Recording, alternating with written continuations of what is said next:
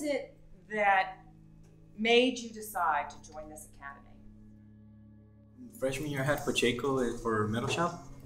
So he would always talk to us about the academy and robotics and everything else. And then one day, one of the guys from the academy came into the advisory class. They started talking about it. So they gave us a sign. I was like, okay, I'll try, try something new, see what Pacheco's been talking about, see what's so great about it. And then the next year I joined, and it was a really good experience. I mean, I bonded with a lot of the people that we had in the classes, since we had them like so many times throughout the day. You can really get to know a person and work better with them. Well, last year when I was a junior, I guess they came into our class talking about how they had a program going on where it was more hands-on. It was more of a family kind of environment, and that it was really engineer-based. And they went doing that to around like a lot of advisory classes, which is kind of like homework. Why not? I liked it because it was like a group of like a certain amount of students. It wasn't like everybody was working together. Not like in other classes where every man for himself. Not like that, but like you're closer to like people in engineering are way closer than they are if you weren't in engineering. It's like I don't know. I guess what he's trying to say, it's more of a family. It's not just a class. Yeah. Just like coming to school and you have to sit there, but your teacher actually takes the time to listen to you and to like help you out. Actually, not just I'm here to do my job. Might as well just like give you a worksheet. They actually take the time and listen to you. Why did you guys decide to stay in the academy? What do you like about the academy?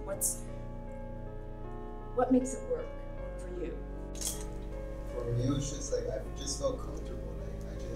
After being in it after a year, I just felt comfortable. This is where I kind of belong. That was, like you said, it's more traditional, so it's like kind of whatever.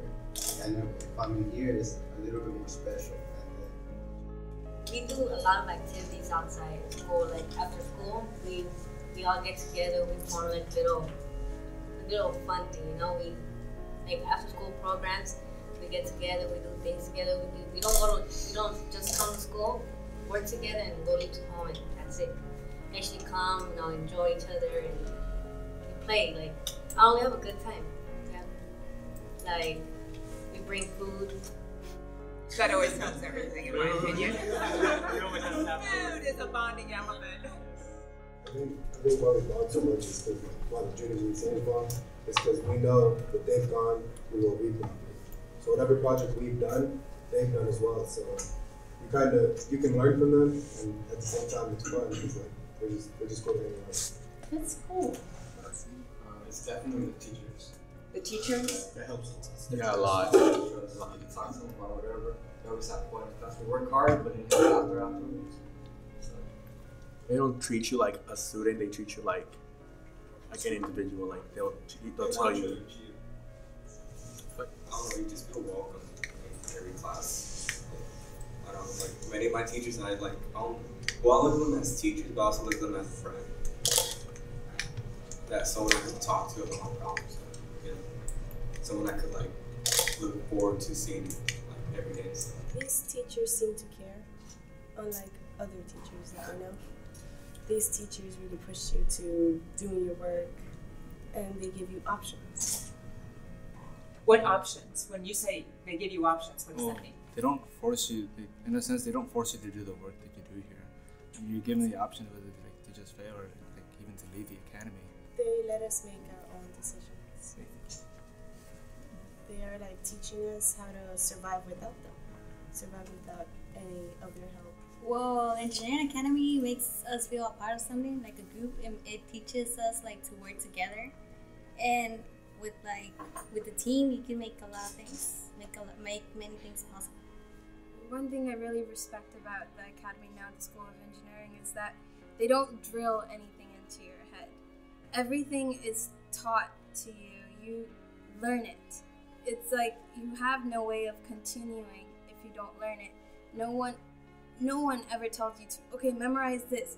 If this happens, then this will happen. You learn it so well, you already know that if this thing happens, definitely this will happen. You never have to memorize anything in here. You learn it that well. the unity that it kind of induces within each other, because we take all the classes with the same people.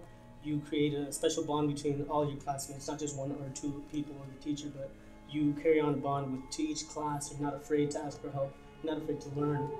You're more willing to sit down with a bunch of your friends instead of some other just classmates, or I guess workers, I guess you could call it. Because before I entered the academy, like, I agree with these people, it was more of like an employer-employee situation, and things were more professional. Either you did it or you didn't, and it was more detached than anything. I think the academy kind of brought the people together, and once the people were brought together and the interest was there in engineering and technology, learning could be done. Yeah, like, I feel a lot more open to share my ideas with people that I'm more used to talking to on a daily basis and stuff, rather than people I'm not really used to working with. We learn things on paper, sure, but I think it's a lot like in a way that a team practices sports. Like, they do wind sprints, and the running in and of itself is not important, but it's what they learn from that. They learn determination and perseverance, and the little things that we do that is hard to grade for because it's their actions. We learn so much, and their life skills that we'll carry on for the rest of our lives. And I think that's where the learning takes place. I agree. I think with certain subjects like calculus, we've never really got to see calculus in action. Mm-hmm. And then Mike Gordon came along and started tutoring us, and we actually got to see our work, like what it's used for, where the dynamics of calculus comes from, why they use it, why it's important to us. And I think if we were to expand our classes, like, so we could incorporate them into the academy more, we would be able to understand really math and science more vividly, because hands-on really teaches us that. Because before, it's like, before we would do calculus and it would just seem like we're writing things like on, yeah, it's just detached from like the world. We don't see it in use, and it really is in everyday use, but we can't visually see that. It's a successful program. Do you like it? Yeah. Why do you think that bonding took place? Is it because you see each other so often, or what? You know, I've heard the expression from a lot of you relate to this as family. But why do you think that closeness develops? Because since all these people, they join the academy because they all want to be in something bigger. So you form a bond because you're both same person in a way, and you interact. Usually, everybody has this work with other people that you're like, oh, you know this person, work with this other person, they make us work with each other, and then we get that closeness. Forced bonding. Forced bonding, but you get to know them in a way. It's like, yeah, you get to know them like, oh, I don't want to, but then it's like, oh, okay, I have to work with this person. When you work with them, it's more like work. It's more like you get to know them more. So like that's part of the way of getting us different persons for real life. That's true. I think what happened with Engineering Academy, we have all our classes together. So we see each other not just one class, but in the following classes and more classes. And we start getting to talk to each other, help each other in our classwork, and then we start getting to know each other. Well, I mean, when I started as a sophomore, there wasn't a lot of interaction between the different grade levels. Yeah, we would be like, hi, bye, the seniors or the juniors, we wouldn't even talk. But like seeing how it came from then to now, there's been a larger groups of mixed grades actually working together to do projects. And like in the beginning of the year, we had like a little get together in the back, just like to get to know one another, all the grades, not just one grade being like all the seniors are here, all the sophomores are here. And I was like, everybody just talking to each other.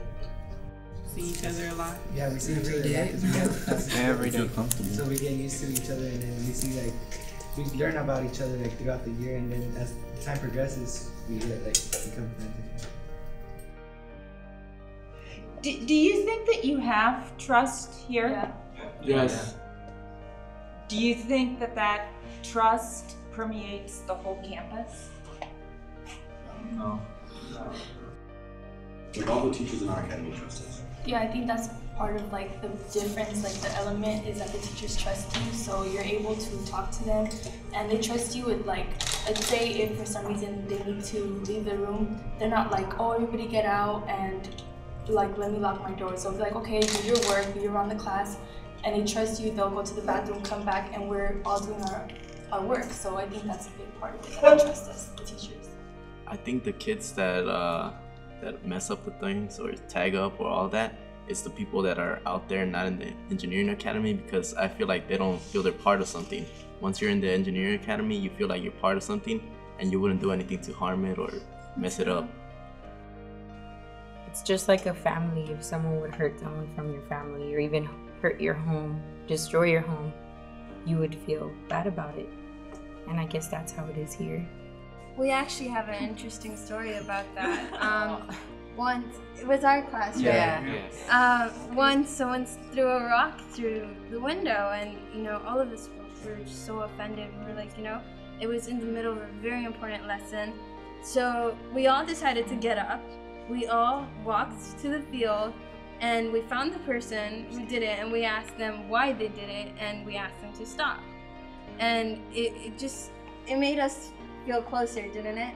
Getting up there and going there and asking them, why are you doing this? You should stop. And we asked politely. We didn't try to bully them or anything. It just students should be part of it, and then that'll make them like how she said, they'll feel like they did something, a part of it, and then they would feel like they shouldn't touch it or vandalize it at all. Do you feel like your education here at Hawthorne would have been different? Yes. Actually come to us, if they see something wrong with us or this is not working, they'll come to us.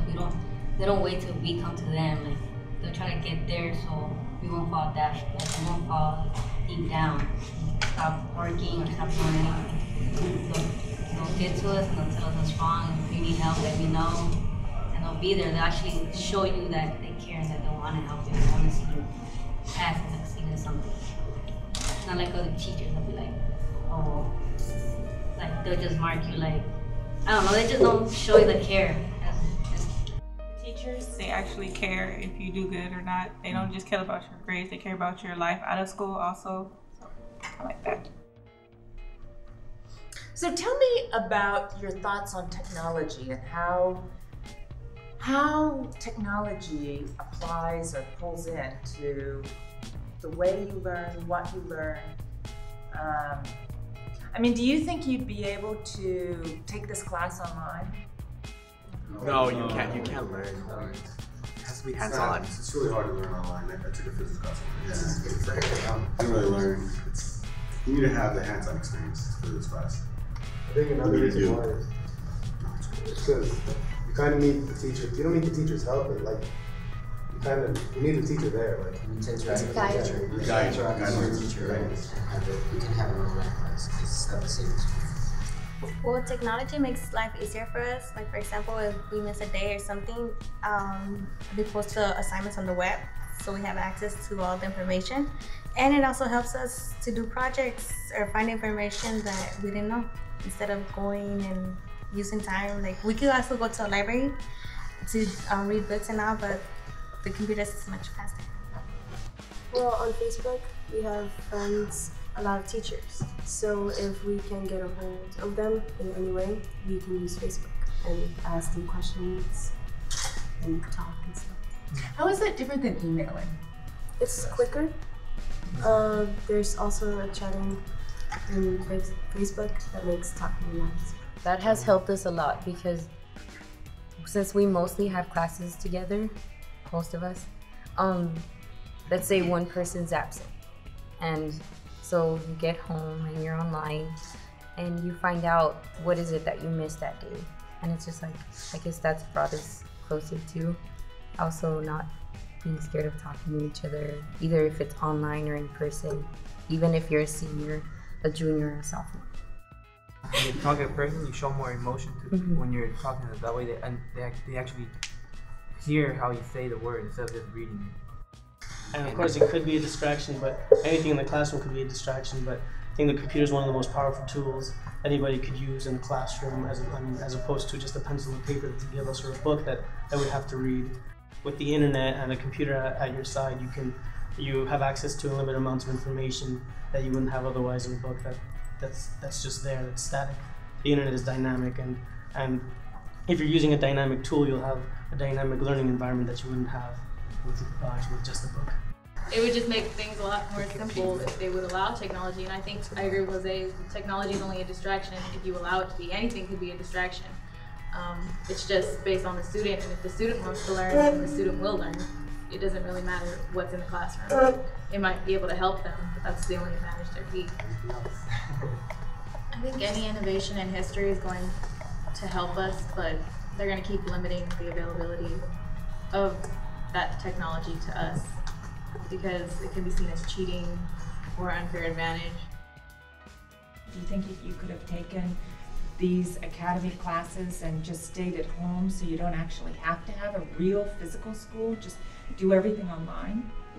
Probably could have, but it would be a lot different. You can, but it'd be boring. Yeah. It would be a completely different experience. And besides, you wouldn't be able to interact with other people. You won't know, like, Not you much, won't socialize. not as much as we do. And the point of the academy is actually working with your hands. And yeah, working with machines and technology, which is in our future, right? We're going to be using that in the future. Oh, and in class, you're going to have your mentor very close by. And we acquire that helpful. Because at home, if you have a assignment or a question you don't understand, there's not really anyone you could talk to in your class, because you don't have any class when you're at home. But when you're in school, if someone that you know actually understands it, you get to go to them for help instead of just trying to look at online. But couldn't you just, email somebody or go on Facebook and ask that same question? Sometimes they might not be online. Yeah. And also they don't have that much of they don't have to be like that good of a friendship. Because if you just talk on someone online, you don't really know them. You know them, but you don't have a good bonding with them. But if you're someone who's face to face, you have like better experience with them. You know them more. You know how they are, how they act, that type of stuff. I think that it is the whole part of you bonding with everybody around you. That's why I don't think that the whole online course would work, because you kind of need that atmosphere where it's you and someone else working on something together, or it's your teacher telling you how to do things or how to try to solve the problem. It's just like you can't do that online or anything. You're never gonna get that, only in person. I see it whenever you have an emotion as you're learning, you tend to learn it quicker, or it's easier to remember, you memorize it faster. So if you feel an emotion, like let's say you're having really, like the teacher is really interesting and you're just, oh man, I really like this subject. Like you feel it, you have a passion for it, you learn it faster, you understand it better, you feel it, like you feel the what you're learning. So it's when you have friends and people with you, you feel happy. So that's the emotion that helps you to learn. So that's just, it's the human interaction that helps you to learn. So it'll be, I guess, an advantage with the virtual learning because it's easy and you just get it at home, but it'll be a disadvantage because you don't have you don't have your interaction, you don't have your social life. I guess you don't talk with people. You don't. Yeah, part of the reason we come to school is to learn how to communicate with other people. And I don't think it can be replaced by people communicating on a computer. It's just not the same. You don't get to see their facial expression. It's a different feel.